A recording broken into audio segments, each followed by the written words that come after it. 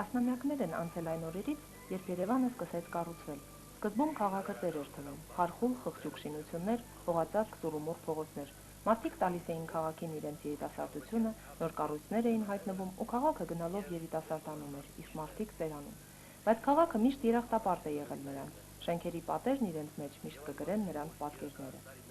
Այս աշնանը համընկել են երկու հոբելյան՝ Երևանի 2780-ամյակը եւ Առաջին սիրո երգը ֆիլմի 40-ամյակը։ Այս ֆիլմն ու նրանում հնչող Առնո Բաբաջանյանի երգերը ամրագրված են երևանցիների հիշողության մեջ, իսկ ֆիլմի հիշողության մեջ հին Երևանն է։ Այսօր մեզ հետ է հին երևանցի, հանրապետության ժողովրդական արտիստ, կինոռեժիսոր Լաերտ Վաղարշյանը։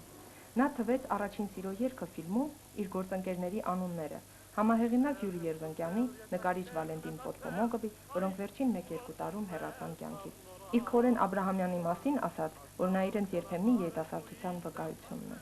Որը ֆիլմ նկարելիս հեղինակները երբեք չեն կարող ասել, թե ինչպիսի ճակատագիր կունենա ֆիլմը։ Բայց ես ենթադրում եմ, որ երևի հիմնականը նա է, որ ֆիլմը նկարված է սիրով առ Երևան, դեպի մեր քաղաքը, նրա մարդիկ, նրա ավանդույթները։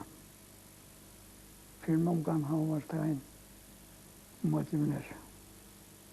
սղճում, ներում, սեր։ Ֆիլմը նկարահանված է Երևանի,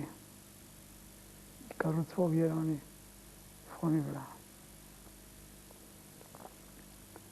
Այն զգացմունքը, որ ապրել է մեր սերունդը, կենդանի կերպով ներկայացված է ֆիլմում,